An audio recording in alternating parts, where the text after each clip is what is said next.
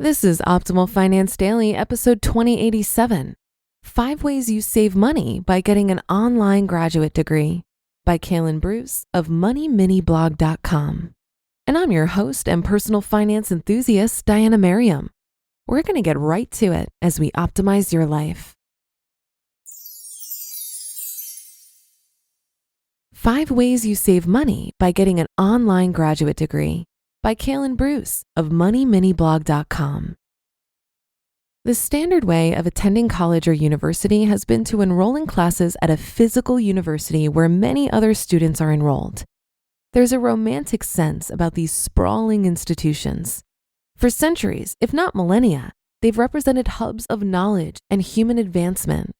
Over time, however, the cost of attending such institutions has skyrocketed, and alternatives like online MPAs have become more accessible and affordable. These alternatives exist mostly in the form of online universities. They're changing the landscape of higher learning, allowing people to further their education. This is even more dramatically true in postgraduate work. Because much of financial aid is focused on bachelor's degrees, graduate degrees have become harder and harder to afford. Online learning is reversing that trend. Here are 5 ways you can save money by getting an online graduate degree. Number 1, commuting costs.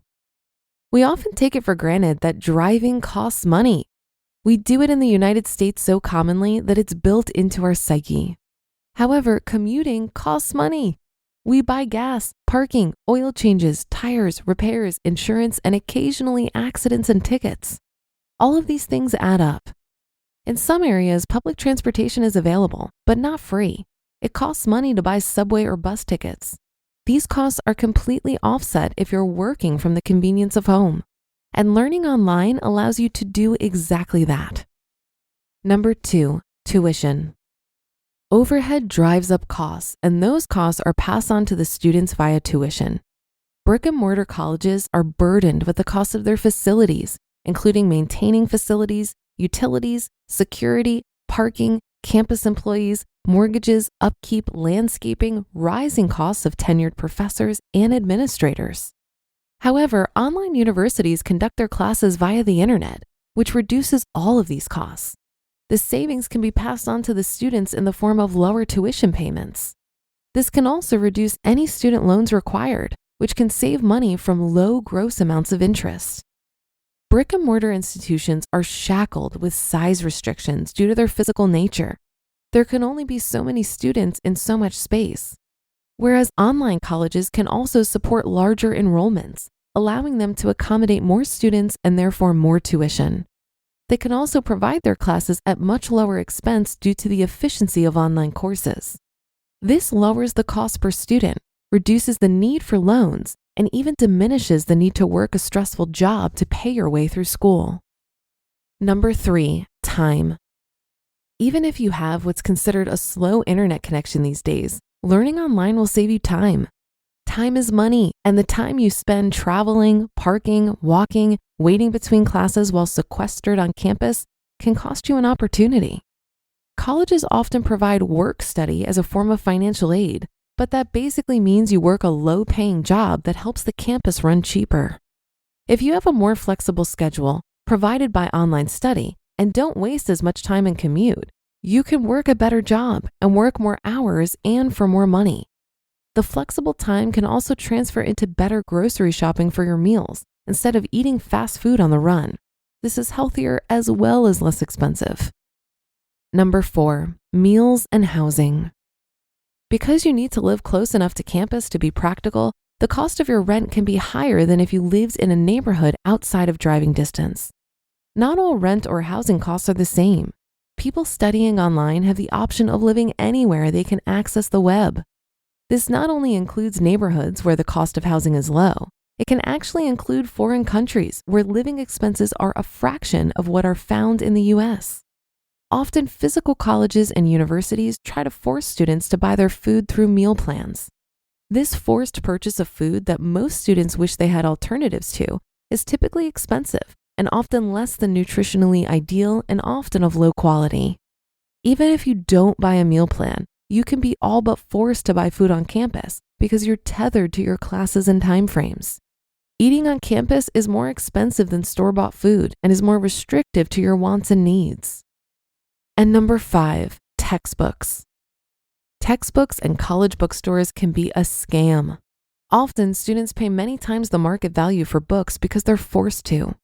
Adding to the scam is the buyback rate. A book that might cost $100 in the college bookstore can be sold back for $3. This not only infuriates students, but exemplifies how online learning can be less expensive. Online courses often allow students to download the material or purchase the material through reasonable resellers. It makes sense that a less expensive format with broader access and fewer limitations would reduce the cost of doing business. In this way, the internet is revolutionizing many industries, including education. There are casualties, as Ivy is reluctant to grow along the digital walls of an online university. But these drawbacks are offset by the efficiency, availability, and affordability of learning online. You might find it harder to do a keg stand with your classmates at an online university, but when you are earning better money due to your advanced degree, you can afford better beer anyway.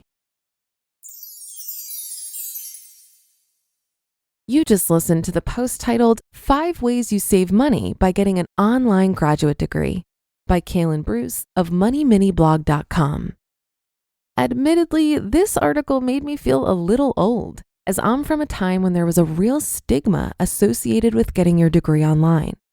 But according to labor analytics firm EMSI, 26% of all college degrees in 2019 were completed online. Attending an online college is a choice in the way you learn, not the degree you earn. There's no such thing as an online degree. You earn the same bachelor's, master's, or doctorate credential online as you would through an on-campus program. It's important that you ensure that the college you enroll in is legitimate, though. Make sure they're regionally accredited, offer support services, have a reputation of being respected by employers, and have good reviews from students. And if you don't want your resume to say you got your degree from an online source, remember that degrees received from brick and mortar universities that have an online presence will be indistinguishable from other diplomas and will not indicate whether a degree was earned online or in a traditional setting. When you consider the lack of commute, flexibility, and cost savings of earning a degree online, it certainly is an efficient way to address your educational needs. That'll do it for today and another installment of Optimal Finance Daily. Have a happy Thursday. Thank you for being here every day and listening. And I'll see you on the Friday show tomorrow, where your optimal life awaits.